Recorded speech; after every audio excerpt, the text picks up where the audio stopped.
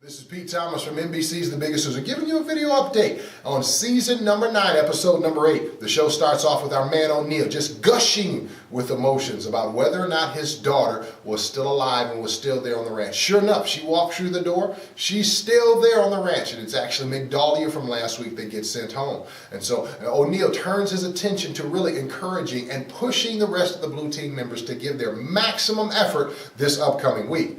And then we see all of the contestants out on a lonely stretch of highway, and they're meeting Allison. Allison tells everyone that you're going to work.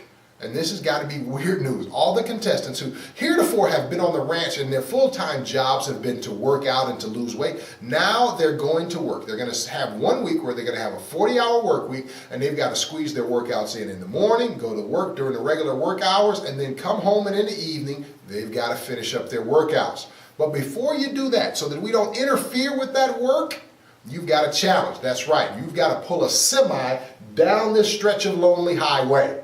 Now, mind you, a semi is 33,000 pounds. That's just a tad bit more than the average contestant. And so the contestants, each team has to get behind this little contraption, this bar, and they begin to drag the semi down the highway. And at regular intervals, they stop and they load the semi up with these puzzle pieces, and then they continue on their way and do the same thing. Once they get to the finish line, the contestants then have to pull all the puzzle pieces out of the back of the semi and reassemble them. The team that does this the quickest wins 1 year's worth of free groceries. And the winning team is, no surprise really here, the blue team comes through and they've got the big fella. So they're able to get that big semi started and rolling, and they end up winning a year's full of groceries. That's a great job by those guys. The rest of the show really is all about this work engagement. They're working at the LA Regional Food Bank for Feeding America. And so we see the contestants getting up 5:30 in the morning, getting the workouts in, and then getting dressed and going to work and getting rest on the bus and when they come home from work, and then working out in the evening.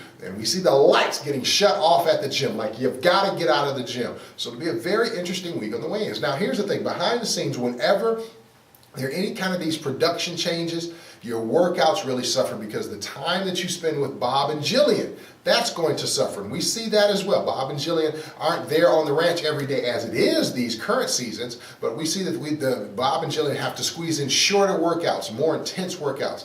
That's going to take its toll in the weigh-in room. And so let's go right there to the weigh-in room. As expected, O'Neal's encouragement and the blue team's dedication, they ended up pulling out a victory over the black team. The black team does magnificent, but particularly Sam on the black team, he's looking like a slim fella. He's looking like he's at his goal weight. And so he doesn't pull the numbers that he had hoped he would pull, but overall, the black team still does very well. They go to the elimination room and they send home Mama Cheryl, who's gone home, and she's looking like a normal person already. I think she's got like 10 more pounds to lose to reach her goal weight. She does magnificent. Now again, more behind the scenes stuff.